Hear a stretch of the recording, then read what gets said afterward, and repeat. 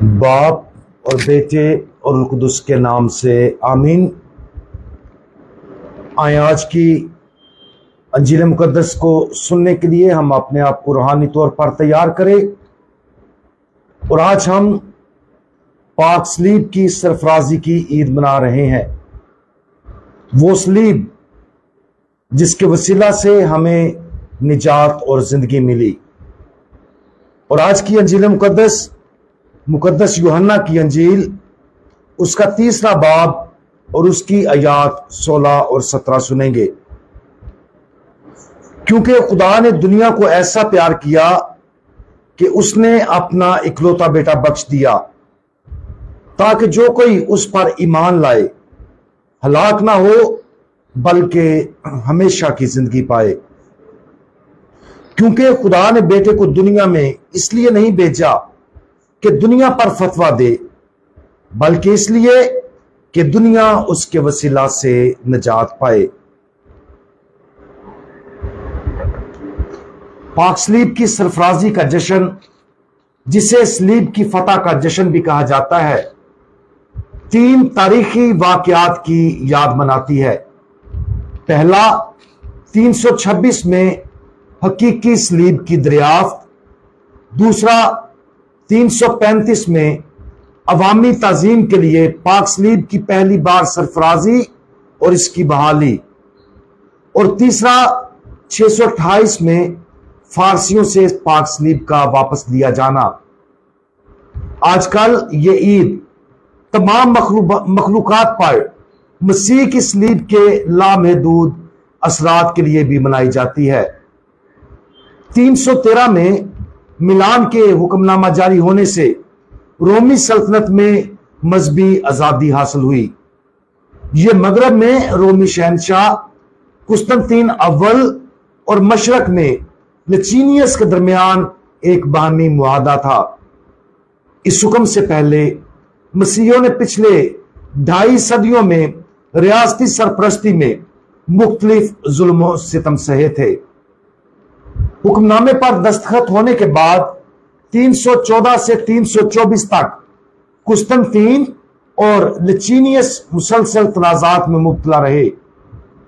تناؤ اس وقت بڑھ گیا جب قسطنطین نے لچینیس پر اس کے خلاف سازش کا الزام لگایا۔ 324 میں قسطنطین نے جنگ میں لچینیس کو شکست دی اور بعد میں اس پر سازش کا الزام لگا کر قتل کر دیا۔ اس وجہ سے قسطنطین رومی سلطنت کا واحد حکمران بن گیا، جس میں یروشلم بھی شامل تھا، جو پہلے لچینیس کے زیر تسلط تھا۔ 326 میں قسطنطین کی والدہ مقدسہ ہلینیا، جو ایمان میں بہت مضبوط تھیں، مقدس سرزمین کی زیارت کو نکلی۔ اس کا مشن مسیح کی زندگی کے اہم مقامات کی نشاندہی کرنا اور ان مقامات پر گرجا گھر کی تعمیر کرنا تھا۔ یروشلم میں اس کا مقصد حقیقی صلیب کو تلاش کرنا، کوہ کلوری اور خداوند یسوع مسیح کی قبر کے مقامات پر چرچ بنانا تھا، جسے ہولی سیلچر یعنی کہ خداوند یسوع مسیح کی تدفین کا چرچ کے نام سے جانا جاتا ہے۔ کوہ کلوری اور خالی قبر کی شناخت پر اس نے 3 ضائع شدہ اور دفن شدہ صلیبیں دریافت کی۔ تفتیش کے بعد مقامی بشپ نے تصدیق کی کہ یہ وہی صلیبیں تھیں جن پر خداوند یسوع مسیح اور 2 ڈاکوؤں کو مصلوب کیا گیا تھا۔ چونکہ مقدسہ ہلینیا نہیں جانتی تھی کہ کون سی صلیب خداوند یسوع مسیح کی صلیب ہے، اس لیے اس نے ایک بیمار عورت کے لیے تینوں کو چھونے کا انتظام کیا۔ ان میں سے ایک کو چھونے پر وہ عورت فوری طور پر ٹھیک ہو گئی تھی، جس سے ظاہر ہوتا ہے کہ یہ صلیب حقیقی طور پر خداوند یسوع مسیح کی صلیب تھی۔ حقیقی صلیب، کوہ کلوری اور مسیح کی قبر کی دریافت کے بعد شہنشاہ قسطنطین نے ان مقامات کی چاردیواری کرنے اور حقیقی صلیب رکھنے کے لیے ایک چرچ کی تعمیر کا حکم دیا۔ چرچ آف دی ہولی سیلچر یعنی کہ خداوند یسوع مسیح کی تدفین کا چرچ 13 सितंबर 335 को बनाया गया था।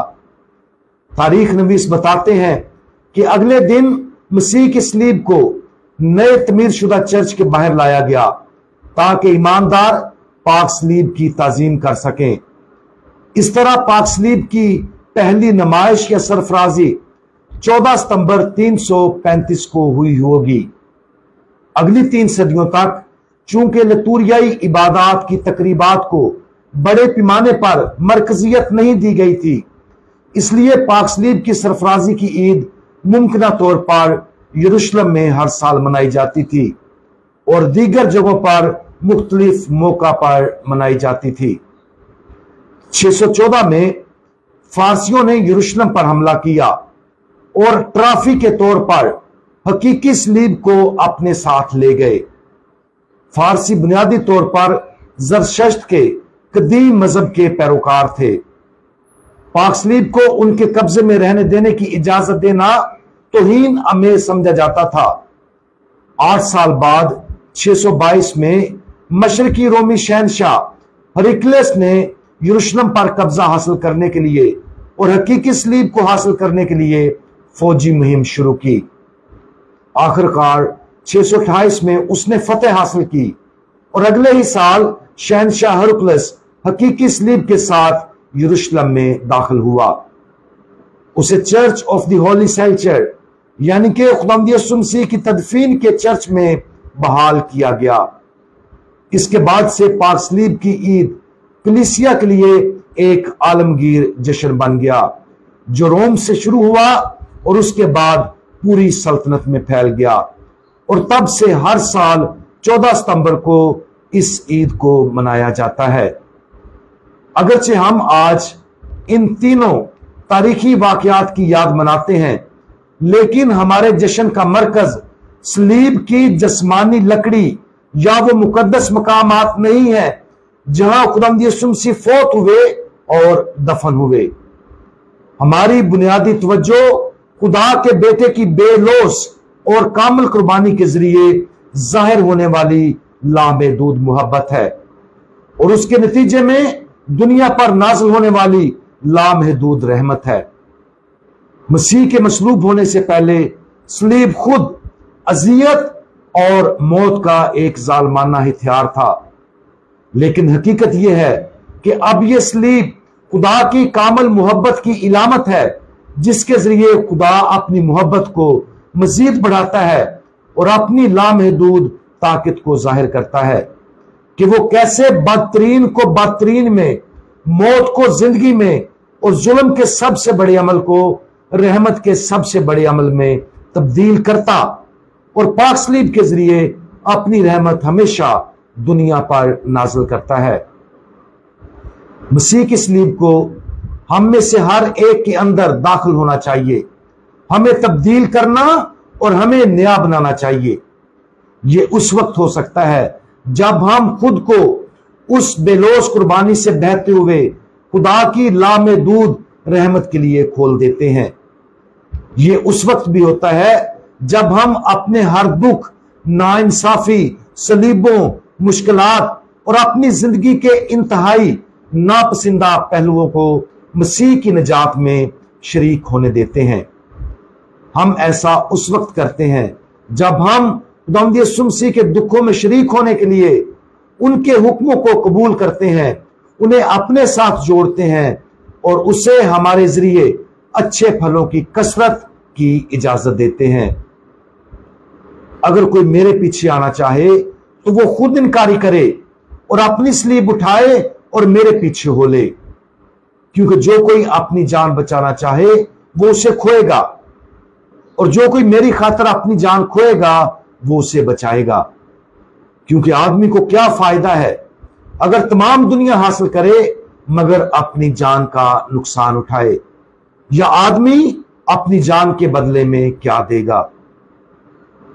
जैसा कि हम मसीह की सलीब की फतह की याद मनाते हैं, उन सलीबों को ज़हन में रखें जो हम हर रोज उठाते हैं। ज्यादातर जब हम सलीबों का सामना करते हैं तो हम उनसे बच निकलने का रास्ता तलाश करते हैं, खुदतरसी का शिकार हो जाते हैं और अक्सर गुस्से और मायूसी का शिकार हो जाते हैं। इसकी बजाय हम यस्सु को उन सलीबों में दाखिल होने की इजाजत देने की कोशिश करें और उन्हें यस्सु के जलाल अपनी और दूसरों की भलाई के लिए इस्तेमाल करें। अगरचे दुख मुसीबतें बाकी रह सकती हैं, लेकिन ये दुख और मुसीबतें निजात हासिल करने का जरिया है। और इस तरह अच्छे फलों की कसरत हमारे लिए ऐसे तरीकों से होगी जिसे सिर्फ खुदा ही पूरा कर सकता है। हमारे जलाली और फातेह खुदावंद, आपने हमारी रूहों की निजात के लिए अपनी जान दे दी और जुल्म के सबसे भयानक अमल को अपने फिदिया के फजल के तौर पर इस्तेमाल किया। हम आज अपने आप को उस फजल के लिए खोलते हैं और दुआ मांगते हैं कि आप इस फजल को बहुतात से हमें अता करें। हम ये भी दुआ मांगते हैं कि हमें अपनी जिंदगी के हर दिन अपनी सलीब को गले लगाने की हिम्मत और हिकमत अता फरमाएं, ताकि उन्हें आपकी सलीब से जोड़कर और यह भरोसा करके कि आप उन कुर्बानियों को दुनिया पर अपनी मोहब्बत की मजीद अनायत के जरिए इस्तेमाल करेंगे। मसीह की बचाने वाली सलीब हम पर रहम करें। खुदावंद यीशु मसीह, हमारा भरोसा आप पर है। आमीन।